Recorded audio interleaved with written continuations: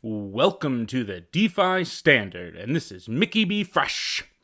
Today, we're going to talk about all the money and why certain networks are built to hold all the money and scale, and some networks are not built to hold all the money and why they're actually not built to scale. And that is proof of stake and proof of work are not able to scale to the need for all the money. So let's dive into that and why Flare Network is an example of a network designed to scale to trillions in value. Now, where else have we heard that? Trillions in value. We'll just leave that to the imagination right there. So Flare Network's consensus is very important. And I know it gets very technical, but I just want to continue to beat the drum with this, that it doesn't use value to secure the network. And that is so important going forward as these networks evolve with the new financial system that is coming. And we are seeing that convergence taking place. Crypto has went from a speculative asset, and now we're starting to see actually applications being built that are financial applications called decentralized finance, where you could lend, you could borrow, and we're seeing decentralized insurance protocols come along. We're seeing the probity vault, for example. We're going to see yield farming. Now, these are replicating a lot of the traditional market financial applications. And now we're going to see new innovative stuff coming. But as all this value is brought on, the tokenization of this value, if you bring on billions and trillions of value, that doesn't add to the native token's value. So I just want to make that point also clear here. So each network has a native token that represents the value of the protocol and the utility. But the value that is brought on from other tokens, say it be tokenized assets, or with the Flare network, for example, we have F assets. And now these are other cryptocurrencies like Litecoin, XRP, Stellar with XLM, and Bitcoin eventually, Cardano, Dogecoin, and those are going to be brought on. They're going to be worth trillions in value. Now, maybe not all that value is going to come on, but with the Flare network, it's able to come on. And it won't be able to go on to something like Ethereum 2.0 because that network is just underpinned by the value. And if more value comes onto it than the value of the native token, now it's susceptible to attacks. And that's a major problem. And institutional money will not build applications in that case. That's why proof of stake is great for certain networks, and there's been certain breakthroughs, but long term, it's never going to be able to scale the way a federated Byzantine agreement network can. And some people will say, well, that's not as decentralized. Well, Flare Network has solved that problem with the decentralization and the overlapping of the UNLs with Avalanche consensus as the first breakthrough consensus since Nakamoto. And we're going to hear that from actually Hugo Filion, the CEO of Flare Network Limited, who is the team that created the Flare Network. So let's go take a look here at a video. And this is why all the money is important, because all the money can only go on networks that can scale. Not scale necessarily transactions per second, because there's always layer 2. There's payment channels. So I hear a lot of people say, well, XRP Ledger can only do 1,500 transactions a second. But it has payment channels that could do 100,000 transactions a second. So don't get too caught up in what transactions per second can just happen on a network at layer 1, because they can be batched, and there's payment channels and other ways to scale transactions. But scale value, that's what we're talking about here. How do you scale value? So let's move over here. And now this is a talk from December 2019 at Innovators Top 50, I believe it was called. So let's listen to what he says about scaling value. For those that are out there, one worth $4 billion. How do you secure $500 billion worth of value with a network secured by $4 billion? Because suddenly all of the incentives to be a good actor break down. And so we think that essentially what is currently existing is unscalable, and taken to its logical conclusion, would be a massively inefficient use of capital and deeply regressive, especially given we actually have better ways to deal with it already in the existing world, and it's called law and sanction. So this brings us on to a structure of a network that has a more proactive way of dealing with security, federated Byzantine agreements used by Ripple and Stellar, developed, the main paper of it written by David Mazières, the chief scientist of Stellar. Each participant in the network makes its own security decisions. They decide which other participant they want to trust. The collection of these decisions defines the network. And this makes it extremely hard for attackers to come into the system because they can come in and they can extend their trust lines into the network, but the network does not reciprocally trust them. So in order for the attackers to get trusted, they have to essentially persist on the network and be good. So basically what he's getting at here is this system of Byzantine fault tolerance and agreement. Sorry, agreement is the word. As David Schwartz has said many times over and over again, is the best way to scale. And now with the Avalanche consensus added on top, which comes after this is almost a year and a half old now, this speech. Avalanche was added on top of this consensus model. So the ability to be able to be regulatory compliant is what this all comes down to too. So if institutions are going to build applications on these public blockchains, they're only going to send transactions to nodes or validators that they know and trust, that are publicly known and regulated. Now, on Bitcoin blockchains and other proof of work blockchains, it's anonymous. You don't know who the miners are validating transactions. You don't know who the nodes are. This is going to be a major way they clamp down. If there is a regulatory clampdown, that's how they will try to crush Bitcoin. I'm not saying they will, but at some point, even if they don't clamp down with the regulations in that way, institutions are going to be hesitant to let just random Chinese miners validate transactions where they're putting billions on these public blockchains. And that's why a lot of them initially were like, well, we can't use public blockchains. It's got to go to all private blockchains. And that's not the answer either, because the robustness and the adoption is going to come from the public blockchains. That's where all the development is from. The innovations are coming from.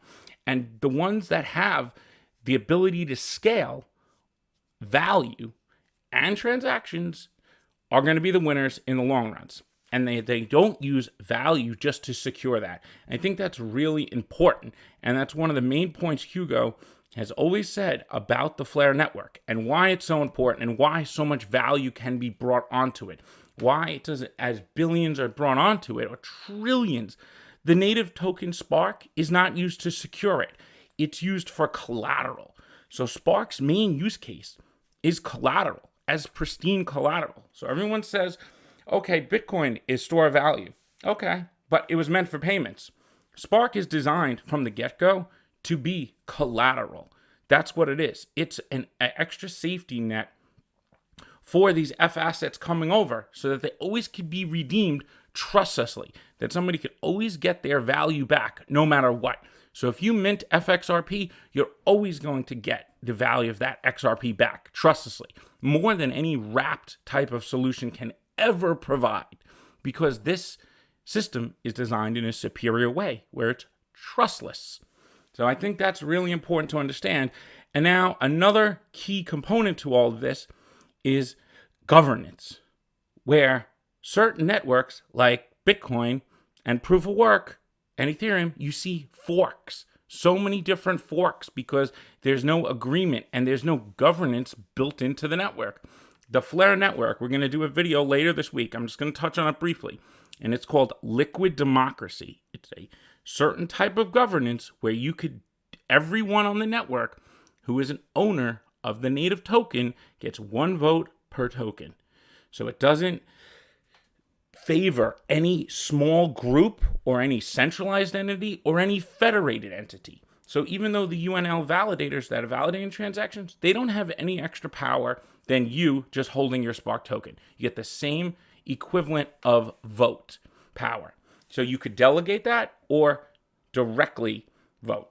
And some things you're not an expert on, you want to delegate to an expert on. And hopefully this will move further into the mainstream because this is a better way of governance. And that is what allows a network to evolve with different market conditions, different regulatory conditions, and different financial conditions of where the world goes and the financial system. So this is why having a strong governance structure from the get-go is so important. And Flare probably has one of the best governance structures set up. And there are specifics about it. We'll go into that in the video. I don't want to go too much into that right now. I want to get back to the whole DeFi argument versus CeFi. So with DeFi now actually bringing financial transactions and financial products onto blockchains, this is going to bring the development of all these applications. So this is a Forbes article talking about how DeFi applications are on the verge of challenging traditional finance actors on various fronts. And they're also a threat to CeFi exchanges like Coinbase, because Coinbase is not built on blockchain. Coinbase is just a web-hosted platform database that's a matching engine. That's it. It's nothing special. So the market infrastructure of crypto itself is going to evolve, and it's going to move more to on-chain activity. And even the big custodians that are coming in, they are going to want things that are built on DLT. If you're going to tokenize assets, well, why aren't we trading on DLT?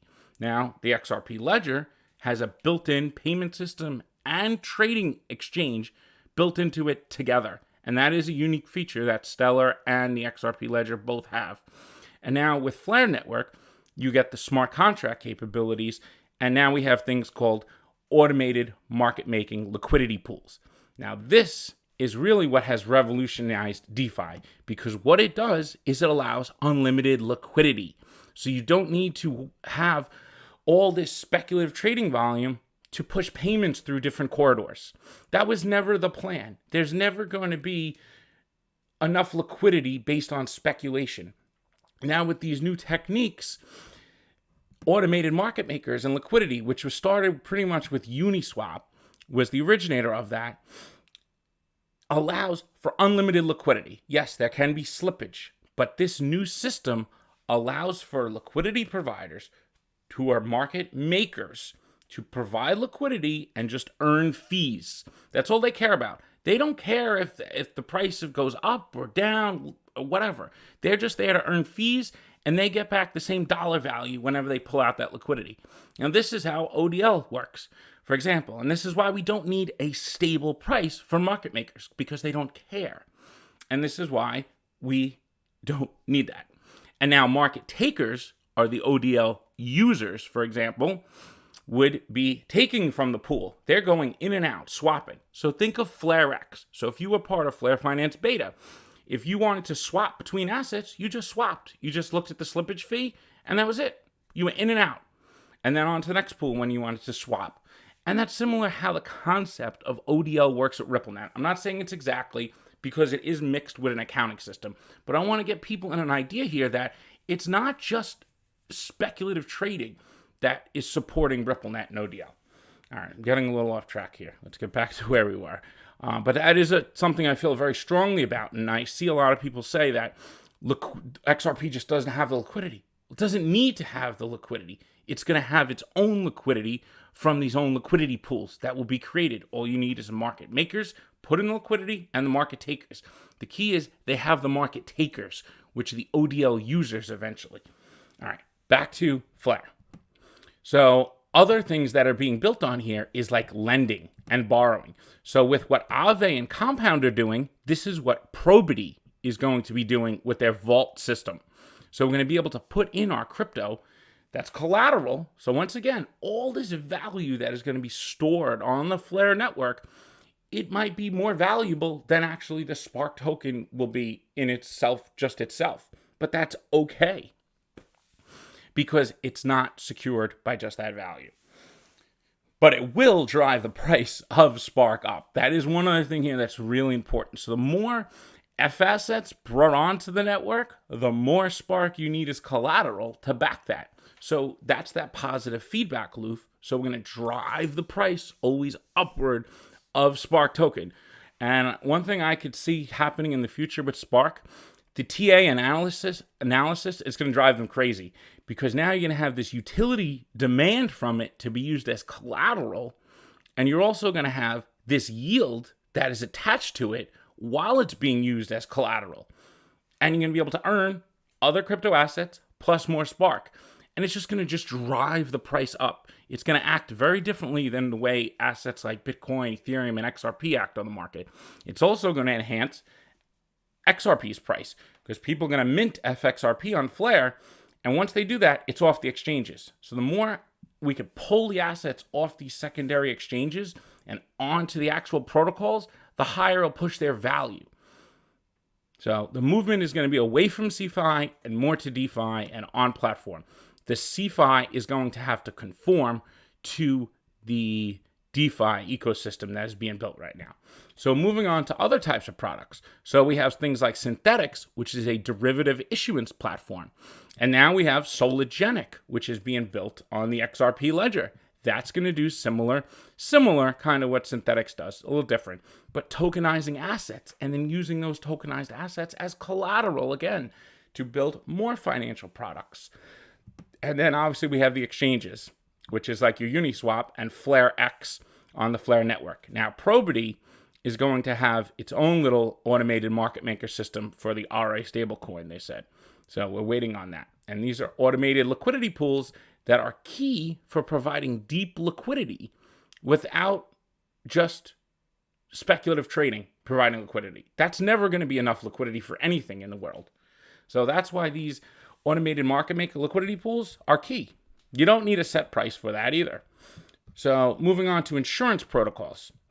An example of a decentralized insurance protocol is Nexus Mutual. So that's one. I also know there's a couple others out there, Certec and others. Now moving on to stablecoins. So there's different types of stablecoins, and we've went through this before. I'm sure many of you know. We went through, there's the CBDCs, which are backed by fiat money. Then there's the private stablecoins like USDC.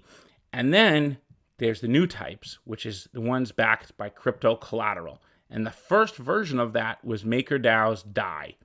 And that was backed by Ethereum initially, and now it's multi-assets. But it was only the first system, and it's very governance-focused. It's almost too governance-focused. But it is a success, and that's what led to the boom of DeFi to begin with.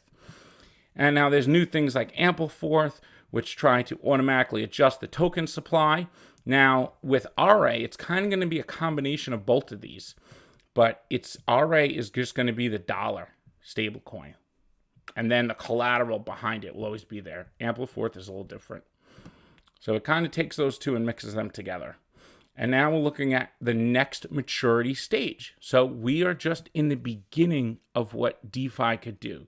And with what like Trustline is trying to do with their credit network is replace credit cards. So that instead of borrowing using credit cards the way we pay these high, ridiculous fees, and then the merchants pay high fees too, this is a way to recreate a better system for credit. Because credit is always going to be needed. There's no getting away from credit. Now, the way the dollar is created is very different, where it's backed by nothing and they just create it. But credit itself is going to be necessary. And sometimes you don't always have collateral. You have a reputation or a credit score. But we need to create new ways of this in the new financial system. And they're going to start from the ground up. And that's starting already now. So keep an eye out for that. And this is a little interesting little graphic here. We propose to be the first how the crypto wallets, yes, wallets are very important, and how they do connect the exchanges. This is actually a pretty good graph. Now, they're the center for right now, but one thing this leaves out is the actual on-chain networks and dApps and the integrations from these wallets directly into those applications. As of right now, basically the endpoints are the crypto exchanges because they're the fiat on-ramp and off-ramp. Now remember, the XRP ledger was designed with gateways in mind. Stellar calls them anchors. Those are the on and off ramps to the XRP ledger. Ripple just didn't forget about that and say, oh, we're not going to do the gateways anymore. No, they're building PolySign for that. And that's the authentication blockchain. That's what that's for. Now, here's another little graph going into it. I thought this one was interesting. How the savers and lenders over here, I don't want to go too far into this. And then there's actually competing with traditional finance funds. So I think that's another thing we're going to see is actual like crypto funds that are built on blockchains. And that's going to be really interesting to see how that plays out. Because we're already at savers and borrowers right now. That's what Compound is doing. But this is kind of the next step here when we get really into creating funds that have crypto on chain and they have a total value locked. I mean, all this is happening right now in front of us. So we need to keep on it, keep talking about it. And it's not like we got to get away from this whole XRP is going to go to the moon tomorrow and we're going to all cash out and we're going to have Lambos tomorrow. Like, I don't believe that's going to happen. It's going to move up in stages. This is not financial advice. It's not going to be $1,000 tomorrow. That's not where this is going. CBDCs are not going to be rolled out next month. That's going to be a process that's going to take a decade. And there's going to be stages as these financial systems develop. Yes, prices will move up, but they'll move up based on then utility. The technical analysis is great right now because it's all based on speculation. But once we get utility in and assets being used more as collateral, it's going to change the way the metrics of how we analyze how these assets are valued. What their price is not necessarily the value. The value is in the protocol. So saying XRP is the greatest digital asset ever, that's great, but it's not the actual XRP. It's the protocol underneath it that makes it the greatest digital asset, as some would say. The protocol, not the asset. That's just a representation of the value of the protocols underneath it and what is involved in that protocol. The fact it has an exchange in it, that it has a gateway model for an on and off ramp, that it has auto bridging, that it has trust lines. That's what makes it the greatest digital asset. But the asset itself and the SEC, is at fault because they're presenting like XRP is just its own thing and forgetting that it's attached to the XRP ledger, which is sufficiently decentralized. So I want to finish off this video with all the money is able to go on networks like the XRP ledger and like the Flare network because they are built for that. And they are built to scale to trillions because they don't use value to secure the network. I hope everyone understands that, and please leave me questions in the comments that relate to this specifically. I'm going to answer a few right now. With airdrops, I keep getting a lot of questions about airdrops. Do not expect a lot of airdrops that you're just going to receive and then just be able to dump on the market. That's not how things are going to work. You're going to have to work for them. Like, yes, Flare Finance is going to have an airdrop. You're going to have to be able to swap that D-Flare to Y-Flare. You're going to have to watch some educational videos. You're going to have to use the system. But don't expect just airdrops of free money all the time. Like, you're going to get Spark, but don't look at it like, oh, it's free money. Look at it like this is something that's going to compound into so much other wealth. So don't get so focused on the price of the IOU or so focused on what the price is when it's coming out. The price is $0. It will come out at $0. Zero when you receive it. And then it will be distributed to you every month. But you already have it initially. You get the technical 100% at once. It just comes out of the smart contract monthly to you. And you can't change the address that it's going to. So it's technically already given to you. So just take that for what it is. And we'll find out more details on that in the future. But airdrop-wise, there is going to be a Trustline Credit Network token. We don't know how that's going to come. It might be like YFin, where you got to mine it, or you got to earn it. So I would just back off on the whole airdrops thing here, because they are going to come, but they're not going to just be free money that you're going to be able to sell on the market. So don't look at it like that. You have to look at it like these are assets you want to accumulate and build and compound your wealth with. That's what's important. And now the Oracle system, we've talked about that in prior videos of why Flare Network is so important. One other question that I keep getting is will I lose my XRP if I mint FXRP? No, you won't, because it's trustless. There's always going to be the XRP on the XRP ledger, which technically can't be locked, but the Flare network is a watcher. It digests all the data of the XRP ledger. So it knows that if that XRP is going to be there, or the value at 2.5 times of it in Spark is going to be there. So you're always guaranteed to get back that value of XRP that you have in FXRP. It's always going to be one-to-one price. There's going to be no issue with that because the underlying asset is still held on the XRP ledger. So there's more details to come with that. But that's one thing I just really wanted to clear up. I see a lot of questions asking about that, and it is completely trustless in that way. But you won't be able to do it initially at launch. I think there's going to be a little period between the network launching and then when you could mint F assets. That might be a couple days. It might be a week. I'm not sure. But I'm just going on what Hugo has said so far. So hope everyone understands. All the money able to scale on the Flare network, XRP Ledger, and Stellar because they don't use value to secure the network. And there's think of it like they're the oceans and the rivers of all these other networks. The value is going to flow into them. I'm Mickey B. Fresh, and I'm out.